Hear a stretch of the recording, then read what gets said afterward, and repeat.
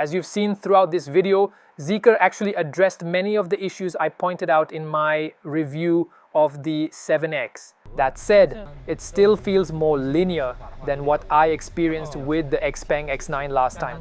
Let me get straight to the point. Zeekr 7GT is the best value car Zeekr has ever made. Considering how powerful and quick this car is off the line, the tire choice makes perfect sense. As soon as I hit around 70 km/h, traction started to give out and I felt the rear slipping. So if you ever get rear-ended, the tailgate might actually take the first hit. Sorry, that's not even an option here like it is on the Zeekr 7X. And not just that, it's also the most polished and complete product in their lineup. This time, the rear tires began slipping at just over 50 km/h. This car's got a really clever trick I've never seen before. But if you're taller than that, well, maybe it's time to invest in a rooftop tent. So if you're wondering why the seat suddenly won't pop back into place, don't panic, it's not broken. That said, since it involves facial data, I'm not sure if this feature is allowed in every country or region. Their first reaction is, dude, why aren't you unlocking the car? Don't you want me to get in? Look at that. Zeekr finally got the message. Compared to the Zeekr 7X I reviewed last time, here's another improvement worth mentioning. But honestly, if it were me, I'd skip that option. I'll show you a shot from the driver's perspective so you can see exactly what's blocked, which totally fixes that issue. Nice job, Zeekr. Come on, Zeekr, update your system and give us more control. A lot of people are probably wondering, did Zeekr finally give us a flat floor in the back this time? Big thumbs up for this. You can really tell the designers put a lot of thought into refining those small but important details that improve the overall user experience. Here's why I think the Zeekr 7GT is the best value in the entire Zeekr lineup. Here's why I think the Zeekr 7GT is the most refined and well-rounded model Zeekr has built so far.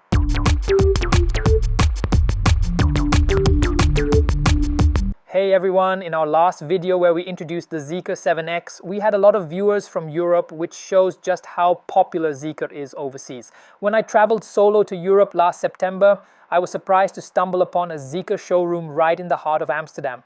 Here's the photo I took back then. You can see they only had two models on display, the Zeekr 001 and the Zeekr X.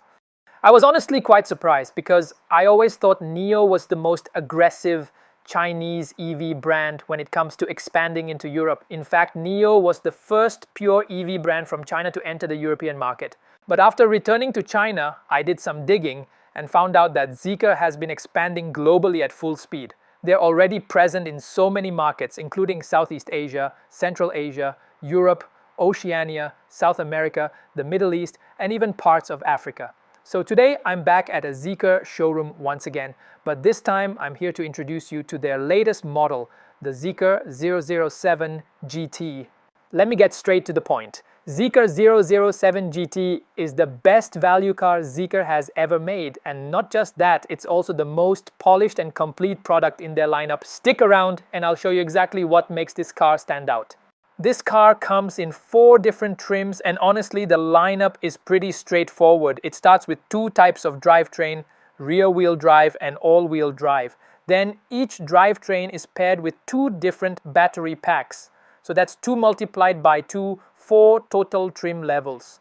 So the 2 battery packs are a 75 kWh LFP battery, Zeekr's 5.5C Golden Brick pack, and a 100 kWh NCM battery pack known as the Kirin battery, which supports 4C fast charging. The pricing for these 4 configurations roughly translates to $28,300 US, $31,100 US, $32,500 US, and $35,300 US.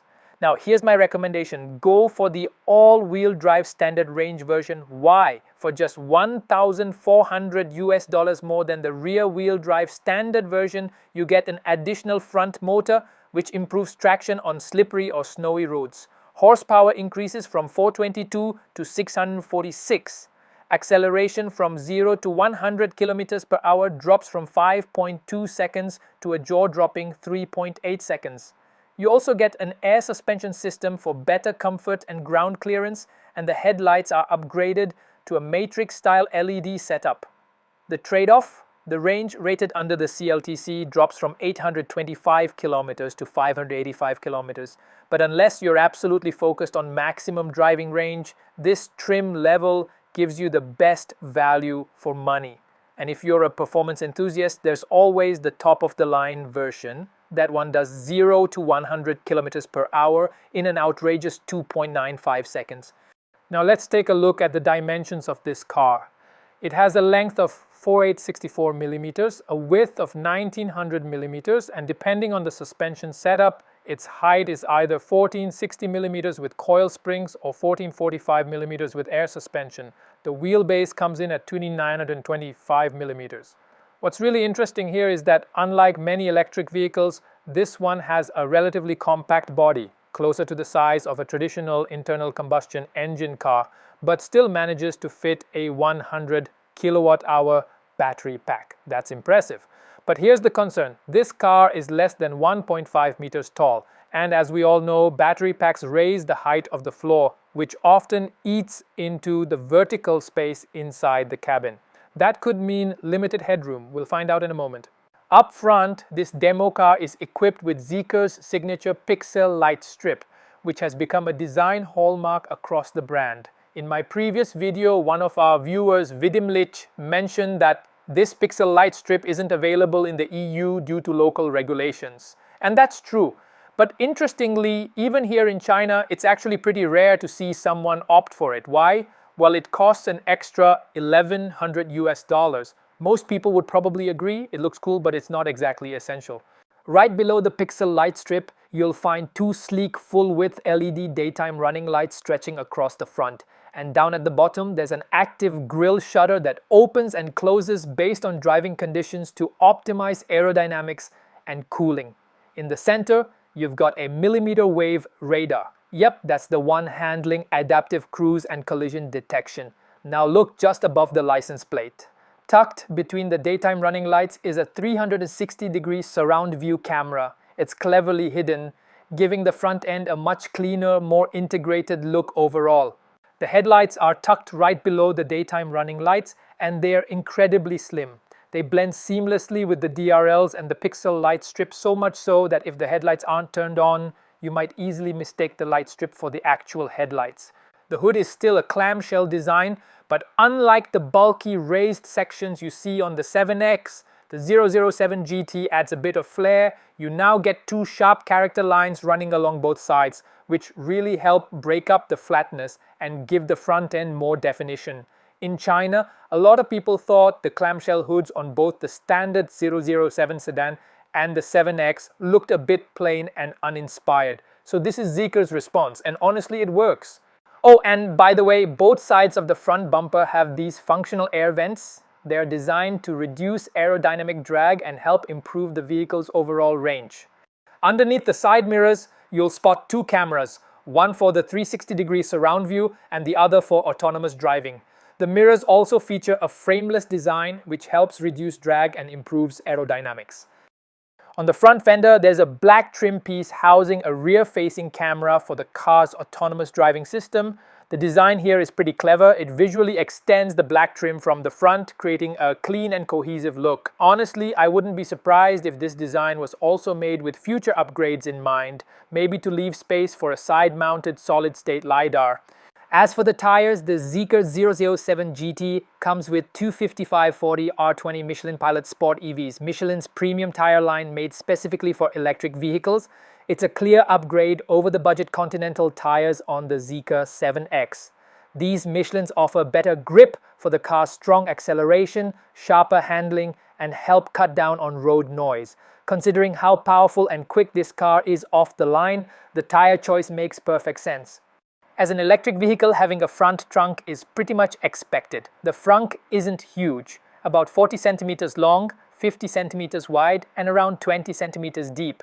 My take is still the same. If the hood doesn't have an electric open-close function, most people probably won't bother using it that often, simply because it's not nearly as convenient as the rear trunk.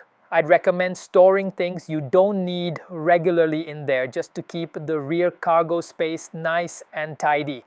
Unlike the Zeekr 7X, you can't pop the frunk open from the center screen. Instead, there's an old school hood latch down below the dashboard. But just like the 7X, Zeekr didn't cut corners when it comes to sound insulation.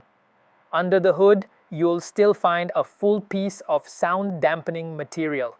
Now, some people might argue that EVs don't need insulation since there's no engine under the hood. But think again, this is a huge piece of metal we're talking about. Without any vibration damping, it can easily resonate and create unwanted noise while driving. So props to Zeekr for not skipping the details here. The charging port is located on the left side of the car, just like the Zeekr 7X. Inside, there's a button with the Zeekr logo you can press to close the charging cover. There's also a small built-in light, which comes in handy when you're plugging in or unplugging the charging cable in low light situations. In my opinion, the rear end is the best looking part of the car. Super sporty and eye-catching. It features a clamshell style tailgate, and the side profile uses curves and sharp angles to create an aggressive athletic silhouette. Up top, there's a split spoiler, a small black ducktail in the middle, and down below, just like the Xpeng G7, there's a concave groove to help with aerodynamics. Paired with the full-width taillight bar, the entire rear design looks clean, modern, and stylish. But there's one concern: the ducktail and the center section stick out farther than the rear bumper. So if you ever get rear-ended, the tailgate might actually take the first hit, which could lead to more expensive damage. The trunk release is in the same spot as the Zeekr 7X, right under the rear camera. Super easy to reach and very convenient. Now let's check out the trunk. Looking up, one nice touch, there are two built-in hooks on the lower edge of the tailgate. It's a handy detail. When you're digging through your trunk, you can just hang your bags or gear here temporarily. Simple but thoughtful. There's no light built into the tailgate itself. That means the only illumination comes from the small light inside the cargo area, which obviously isn't enough, especially when you've got a bunch of stuff in there blocking it. Hopefully, in future versions, Zeekr can add a small light on the tailgate trim to help out. The trunk space here is actually pretty generous. It stretches about 1 meter deep, and there are tie-down anchors in all four corners for securing your luggage. On the right side, there's a 12-volt outlet rated at 180 watts, and both sides have elastic straps that can hold smaller items in place. You also get hooks on each side and a rail slot where you can install a cargo partition. Now let's take a look at the underfloor storage. There's also a slot here designed to hold the lid upright so you can free up both hands while grabbing stuff from underneath. Simple but super thoughtful. Just like the Zeekr 7X, it's split into two compartments. The outer one isn't huge, about 20 centimeters wide, 60 centimeters long, and around 20 centimeters deep. But Zeekr really went the extra mile here. They've actually developed a custom refrigerator for this space. It's an optional add-on, but I think it's a brilliant idea, an efficient way to make the most out of the available space. And further inside, there's another underfloor compartment, but it's really shallow, just enough to toss in some tissues or other thin items. Not much, but hey, better than nothing. The rear seat backs can be folded down with just one button, which is super convenient, but when it comes to lifting them back up, well, you'll have to do it manually from the front. And honestly, it might feel a bit heavy, especially for ladies. Now, if you're thinking about paying extra for power rear seats, sorry, that's not even an option here like it is on the Zeekr 7X. But hey, considering the price point, I guess I can live with it. Because the rear seat cushions are angled up a bit, the seat backs can't fold completely flat, which honestly is totally understandable. I mean, even in some bigger SUVs with way more space, you still don't always get a flat floor. And at first glance, this space might look pretty average. But hold up, this car's got a really clever trick I've never seen before. Let me show you.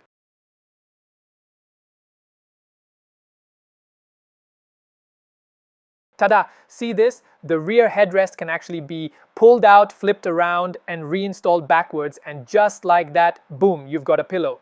So now you can just stretch out and take a nap in the back. Toss a sleeping bag in the hidden compartment under the trunk floor, and you're ready to sleep anywhere you want. No need to even pack a pillow.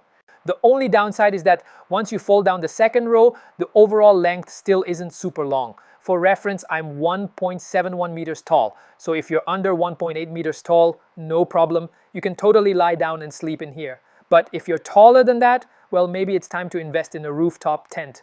Who said car camping had to be easy?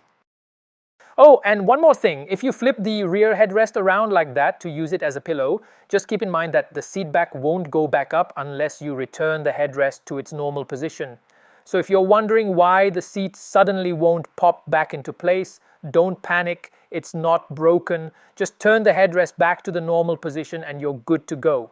Since this car comes with the optional power doors, it also includes the Zeekr Smart B-Pillar interaction system as part of the package. It integrates a TOF 3D camera and a multimedia touch display, allowing facial recognition to unlock or lock the car. No physical key or phone needed. You just register your face through the Zeekr app and you're good to go. That said, since it involves facial data, I'm not sure if this feature is allowed in every country or region. Let me know in the comments what the policy is like where you live.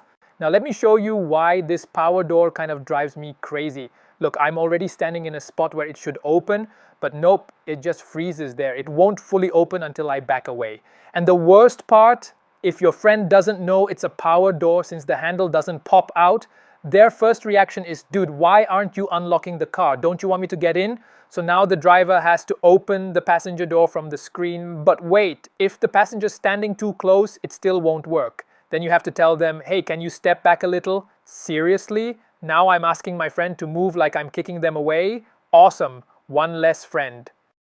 Look at that, Zeekr finally got the message. The Zeekr 7GT now comes with dual layer acoustic glass all around, front and rear. Took them long enough, but hey, credit where it's due. When a car company admits their mistake and does better, that deserves a big thumbs up. Now looking at the front door panel, about half of it is wrapped in leather.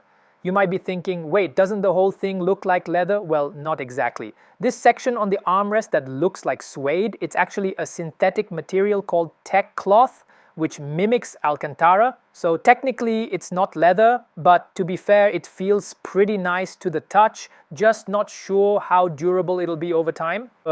And this sunflower looking perforated area up front, yeah, that's hiding a speaker. In fact, this car has a mind-blowing 23 speakers, and that doesn't even include the two right behind the driver's head built into the headrest, which is kinda nuts. Now, I'm not an audiophile, so I won't pretend to judge how good this sound system really is, but if this car ever makes it to your country, you should totally check it out yourself and let me know what you think. Compared to the Zeekr 7X I reviewed last time, here's another improvement worth mentioning.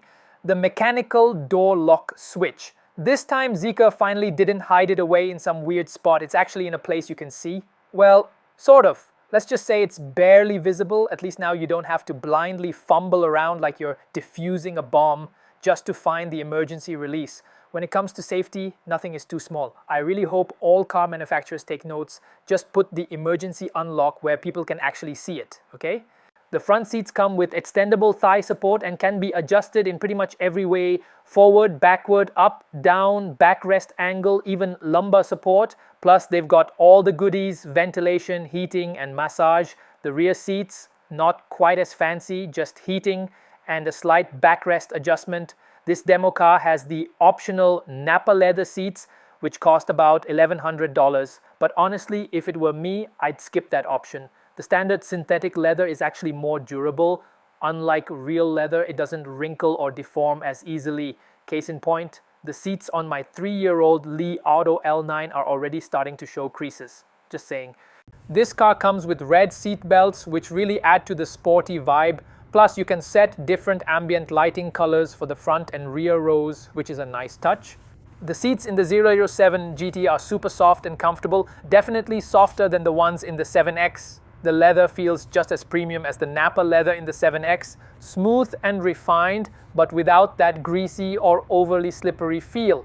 Now, this car is only 1.45 meters tall, so how's the headroom? For reference, I'm 1.71 meters tall. When I raise the seat all the way up, I still have about 6 centimeters of headroom, and when I lower it all the way down, it jumps to around 15 centimeters. So yeah, unless you're over 1.9 meters tall, you'll still be able to find a comfortable driving position in the 007GT.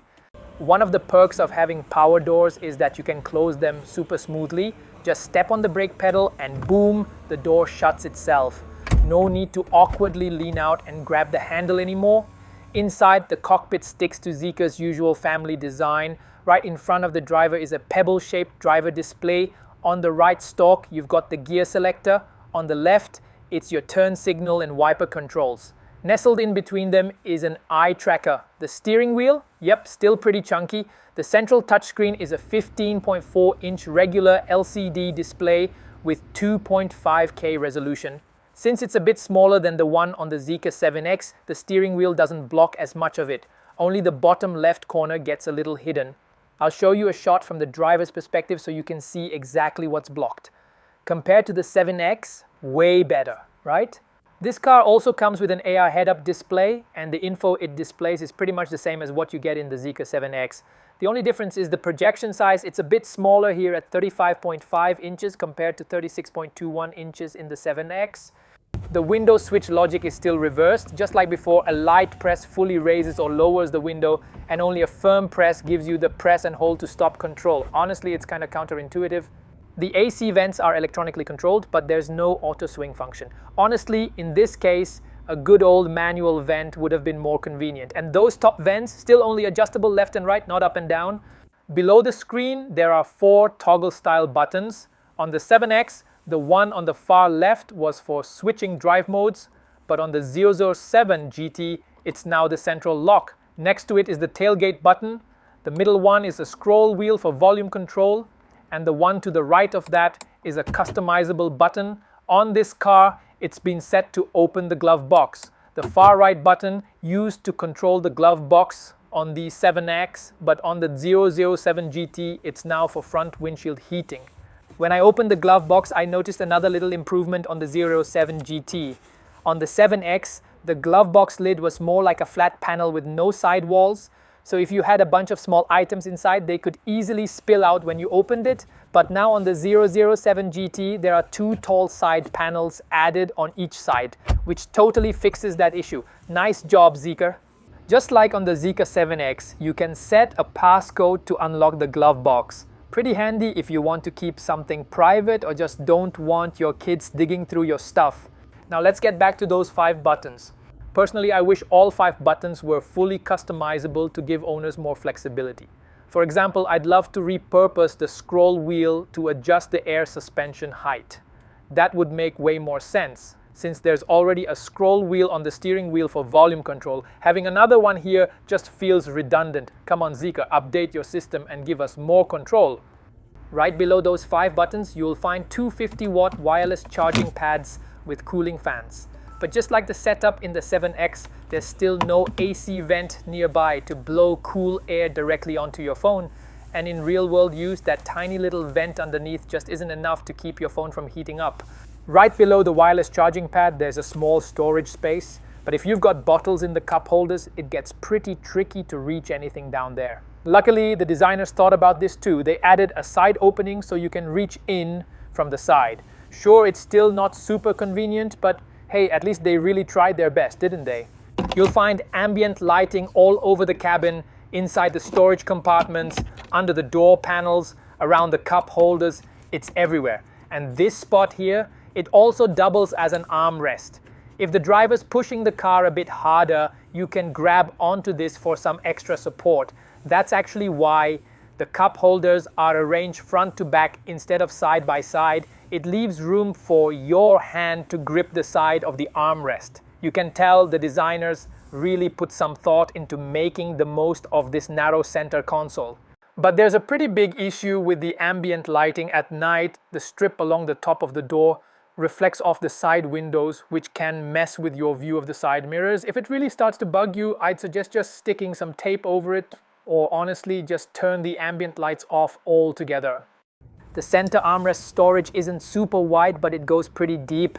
Inside, you've got 2 USB-C ports. One of them supports 60 watts, which is great. At first, it seems like there's no lighting in there, but nope. There is a tiny little light tucked way in the back. You'll only notice it if you stick your hand in. Not perfect, but hey, better than nothing. This car still doesn't come with a digital rear view mirror, and because the rear window is so small, the regular mirror doesn't really give you much visibility. This car comes with a panoramic glass roof, and up front you've got dual color reading lights, cool and warm tones with a touch switch. But honestly, switching between colors isn't as convenient as it is on the Zeekr 7X. You tap once for white light, tap again to turn it off, and then tap again for warm light. Plus, the touch sensitivity isn't great. I found myself tapping a few times before the light even turned on. Now let's check out the back seat. The rear door panels pretty much follow the same design as the front ones, except the speaker grille is finished in glossy black. The storage pocket at the bottom is also just as small as the one in the front. Definitely not big enough to fit a long umbrella or anything bulky. As for the mechanical door release, it's in the same spot as the front and relatively easy to spot. And unlike the Xpeng C7, Zeekr didn't cut corners here. The rear seat space is just okay. Not exactly roomy, but it gets the job done. First off, knee room is decent. Even with the front seat in its rearward welcome mode, I still have about 15 centimeters of clearance. But foot room, that's where it falls short. I can't fully slide my feet under the front seat, which makes it a bit cramped. Maybe if the front seat was raised a bit, it'd be better. And even though the rear seat base is slightly angled upward, without enough space to stretch your legs forward, your thighs don't get much support. The front part just kind of hangs there. Up on the ceiling, there's a reading light that only turns on when you press it, and right next to it is a speaker. A bit further up front, there's a hidden hook. You're just seeing the cover now. The actual hook is tucked inside, and according to the official info, it's meant for hanging a net to stop luggage from sliding forward in case of sudden braking. There's also a small metal hook on the B pillar where you can hang light items like a hat or a scarf. Unfortunately, there are no air vents on the B pillar in this car. The rear air vents are located at the back of the center armrest console and are manually adjustable. Right above the vents, you'll find two USB-C ports, both surrounded by a soft glow indicator light. This means even at night, rear passengers can easily plug in without fumbling around in the dark.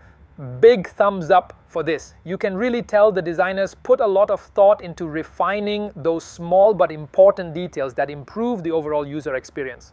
The middle seat back in the rear folds down to become an armrest, and right there you'll see a cover panel. It's magnetic, so opening and closing it is super effortless, way more convenient than the typical snap lock style you find in most cars. On the armrest, there are two cup holders and a small storage compartment next to them, perfect for dropping in your phone. That said, there's no charging port inside, which is a bit of a letdown. A lot of people are probably wondering, did Zeekr finally give us a flat floor in the back this time? Well, nope. There's still a noticeable hump in the middle. As for the rear seat backs, the adjustment button is tucked over on the side and the recline range is pretty limited. It's better than nothing, I guess. Let's talk about how this car drives. I tested the rear-wheel drive version without the optional power doors, which means the flush door handles don't come with touch-sensitive feature. Just something to note. This time around, adjusting the mirrors is way easier. Just look left or right, and it knows which one to tweak. Definitely a step up from the 7X. First off, let's look at one-pedal driving. I set region to max and activated the one-pedal mode.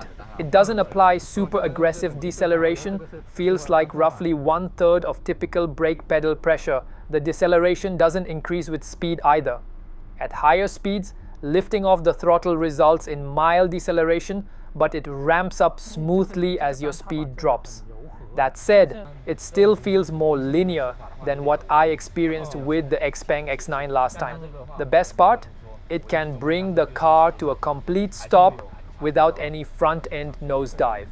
Smooth and refined, exactly what you'd want in one of the most comfortable sedans of 2025.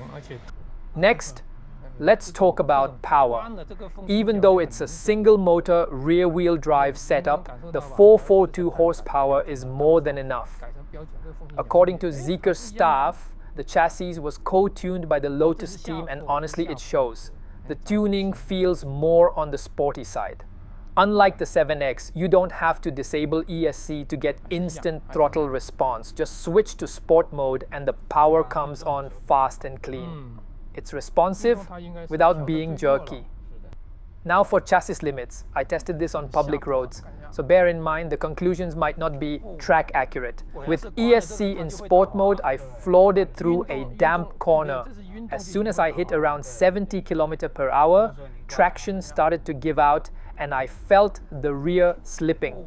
Later, I turned ESC fully off and tried a dry uphill bend. This time, the rear tires began slipping at just over 50 km/h. And if you switch the ESC back to standard mode, I took that same corner at 90 km/h and not even a hint of wheel slip. Rock solid. Long story short, for spirited drives, Sport ESC mode gives you a nice balance between playful handling and safety. But full off ESC, leave that for the track. Lastly, let's touch on the brakes. You get 3 settings: comfort, standard and sport. For daily driving, standard is ideal. It's linear and predictable. Switch to sport mode and halfway through the pedal travel, you're already getting the same braking force as slamming the pedal in standard mode. It's twitchier and demands more precise control, which could be tiring in traffic and uncomfortable for passengers. Here's why I think the Zeekr 7GT is the best value in the entire Zeekr lineup. Let's start with pricing. The all-wheel drive performance version of the Zeekr 007 sedan with the same acceleration and battery pack costs $1,400. The Zeekr 001 with the 100 kWh battery and 3.3 second 0 to the 100 acceleration, also $1,800. Both of them are $6,500 more expensive than the 007 GT. Size-wise, the 001 is a beast, 5 meters long, 2 meters wide, and over 1.5 meters tall. It's noticeably bigger than the GT, which makes the 007 GT a better fit for tighter city streets, especially in Europe. And because the GT is a shooting brake, it gives you a more spacious and practical trunk than the sedan version of the 007. So when you add it all up, performance, practicality, compact size and pricing, the 007 GT just makes the most sense. Here's why I think the Zeekr 007 GT is the most refined and well-rounded model Zeekr has built so far. As you've seen throughout this video, Zeekr actually addressed many of the issues I pointed out in my review of the 7X. They've added double pane sound insulating glass all around, upgraded the tires to better match the car's performance, added side panels to the glove box so things don't spill out, made the manual door release much easier to find, and even reduced the size of the center screen to minimize steering wheel blockage.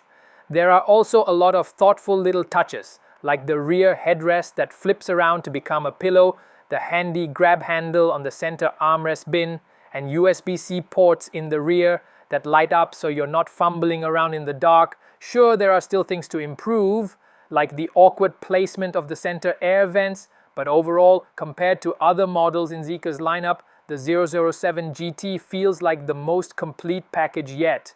Unfortunately, the Zeekr 007 GT hasn't made its way to overseas markets just yet, but if you're not in a rush to buy a car, I'd recommend keeping an eye on this one. It's been performing really well in China, and based on Zeekr's track record, they usually bring their strongest domestic models to international markets pretty quickly. Alright, that's it for today's video. Thanks for watching, and I'll catch you in the next one. Peace.